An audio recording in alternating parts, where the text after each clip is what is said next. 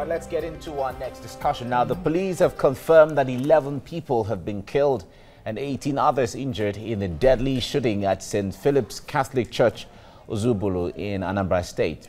Now, the incident happened on Sunday as armed men invaded the church, killing worshippers after they missed a prominent indigene they had traced there. Gloom and shock still over on Ozubulu community in Anambra State after the deadly attack on St. Philip's Catholic Church. The incident occurred on Sunday morning as armed men invaded the church, killing worshippers after they missed a prominent indigene they had traced there.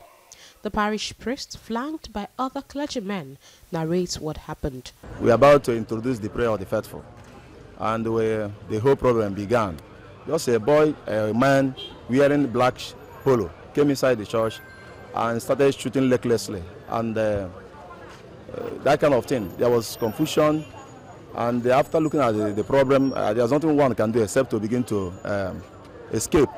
So after the first round, there was second round, and I guess it was during that second round some people were shot. Some people were shot dead. And when I came back, I discovered that some of my parishioners were dead. About 5 or 6 I saw in the church dead, bleeding. A lot of blood in my church. Anambra State Governor Willie Obiano, who visited the scene, assured residents that the attackers will be brought to book. This feud has been traced to the children of this very community that live outside Nigeria. There's no reason for that feud to be carried to the holy place like the church, and innocent people were killed. I'm not going to rest until everybody that is involved in this crime is brought to book. TVC News gathered that the attack was an ongoing war between some Mbise and Ozubulu boys based in South Africa.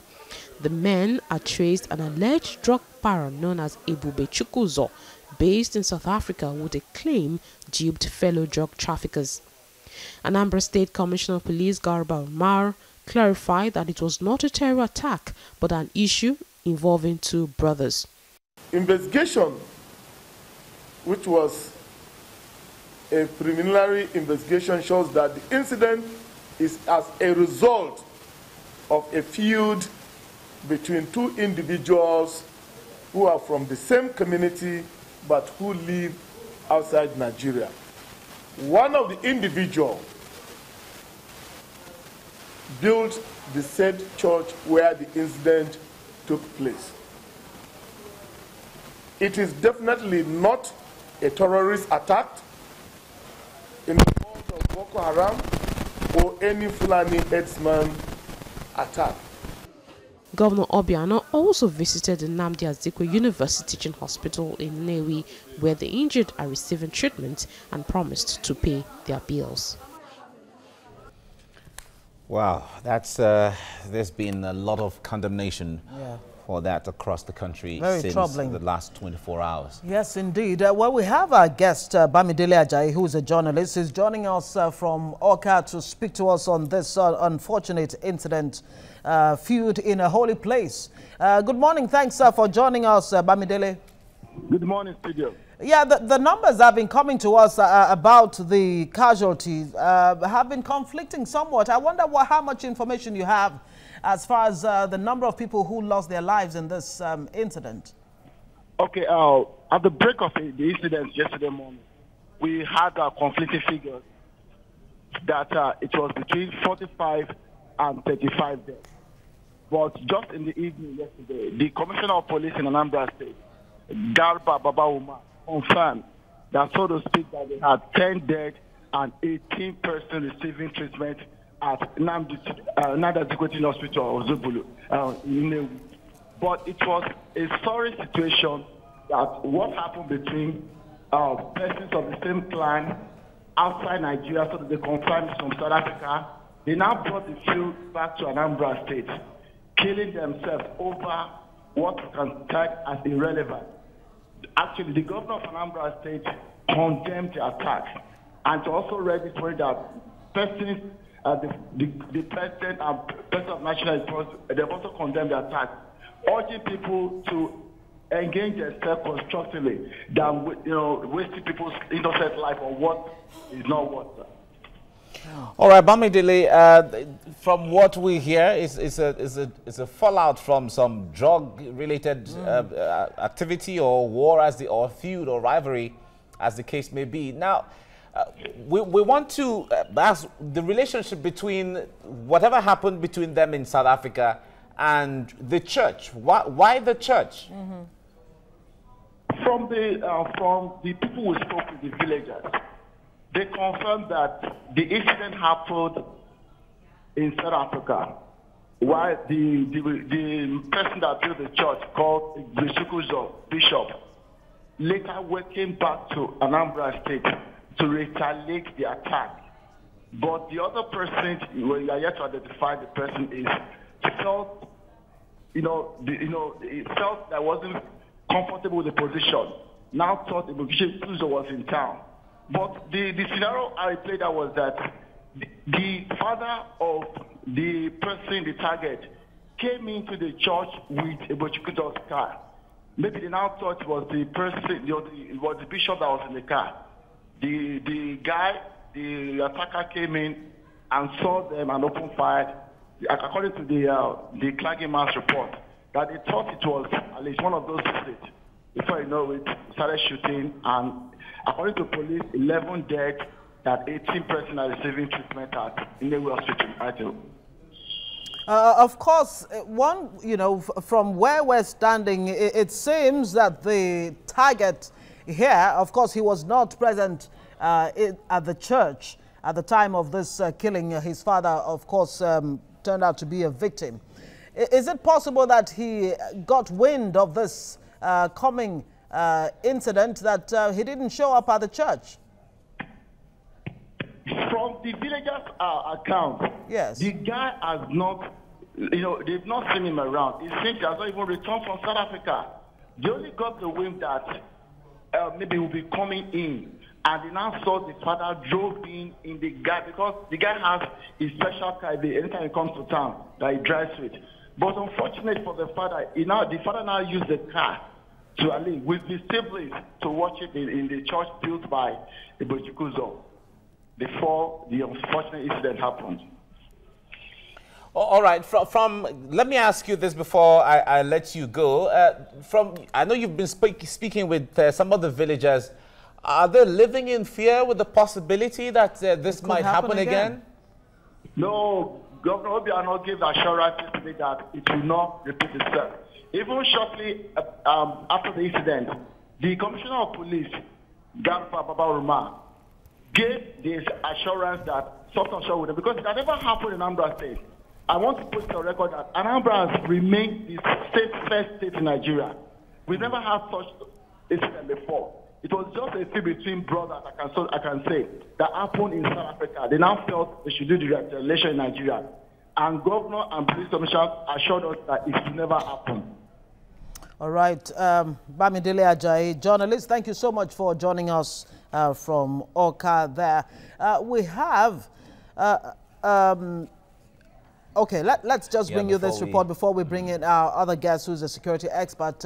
Some survivors of the deadly attack told TVC News that the Reverend Father Jude Mosu had barely ended the day's sermon when the attacker struck. Now, according to them, the unidentified gunman who came in black attires with the AK-47 rifle did not waste time before shooting sporadically on the worshippers, killing scores, including children. Our correspondent reports that bodies of those who lost their lives have been deposited in Nnamdi Azikiwe Teaching Hospital, Nnewi Mortuary, while the injured are receiving treatment at the same hospital. The gospel and explanation. We hear sound of gun.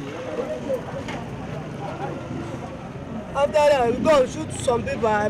Me myself, I ran inside the chair. All of a sudden, we had a sound. Just go away. Everybody was just down. Before you, so I read the second reading. So when I look at the Reverend Father, he just ran up. When I look at the back, I saw a man carry gun. The man was slim. He weared white, black and black. He started shooting. He just shoot like this. The first one, I have to lie down. So when I... Wow. It's really sad. From being the safest state in Nigeria, according to Bamidele Ajayi, who we just spoke with now, to this particular situation, you wonder if, this gunman has murdered sleep in Anambra State. It's really sad, but we hope that there'll be some arrests and so on. We have joining us now a security expert, Dennis Amakri, joining us on phone. Dennis, good morning. It's good to have you join us now. I know you've been following the development in Anambra State. I wonder what you make of a situation where two persons having rivalry and issues in South Africa and taking it down to Anambra State, to innocent people in the church. Good morning. Morning. It's really a sad situation, and I was listening to the Commissioner of Police, and he said it's not a terrorist attack. I think every attack like this is terrorism. It is terrorism because any time innocent people are just massacred like that without expectation, it is terrorism. And actually, we have to, it's just a wake-up call now for churches all over the country, places of worship, to take security of places of worship very, very seriously. Because for people to come in there, to start shooting, no matter the situation, as long as you are going to kill people who are worshiping God, I call it terrorism. And no matter whether it is a business gone bad or it is Boko Haram or Fulani headsmen or whatever, it is terrorism in its true form. And if you look at the churches, you find out that the security in those churches are not well placed to make sure that people praise God without fear. Is this just another reflection of how terrible our value system has gotten as a people?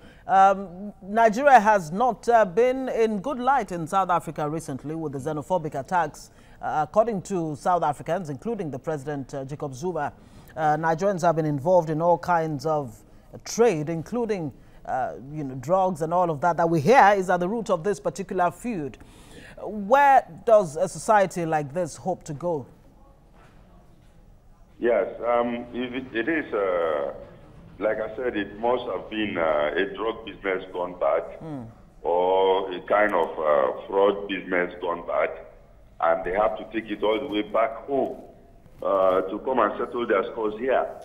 But in the process, they've involved innocent people. And I think right now, it is not that, it sounds like even the governor has said it, that the people that perpetrated this thing are known. So we expect the government to get some arrests, prosecute them, and then jail them. Because you see, this is the problem we've always been discussing. People commit crimes and they are not brought to book. And I think this is something that they should take a cue from quickly, because people are not going to be comfortable going to church if these people are not brought to book. All right. From the report we got, one of those involved in the feud is the one who built the church that this incident happened. And from some of the pictures we got from Anambra State or from Oka, he snapped some pictures with the governor of Anambra State in some billboards. The governor was supposed to be in one of his celebrations and all of that, which means that it's possible the governor knows one of those or them involved in it. What role does the governor have to play in bringing the persons to book, even though he knows them? Definitely. The governor knows. Like I said, the people that perpetrated this are known.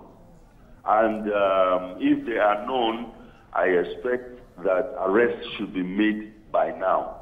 If the guy built the church and others are pursuing him, or he is also part of a gang that is perpetrating this, I think his connection to the governor should not be should not be a reason for him to not be arrested. Let them be all arrested, taken to court, and then prove themselves guilty or not guilty. So I think the case is already half solved because they know who did it, and then, you know, it now takes our criminal justice system to do what they are supposed to do. Criminal justice system. How confident should we be that the long arm of the law will actually catch up with this, whoever is involved remotely or otherwise in this case? I hope so. I hope so. All right, all we'll right, have Dennis. To leave it there. Yeah, Dennis Amakri, security expert. Thank you for talking to us right now. Thank you. Okay. We just certainly hope that Nigeria takes this over, because it's been identified that it's a drug war or drug business that has gone bad. And that is one of the issues that's been making Nigeria look bad in South Africa. Indeed, and it's scary to even begin to broach the idea that a church or any religious place, a holy place, could have been built from drug money. Oh, yeah. That's a very sad one. That's another That's dimension a total, of things. totally different dimension.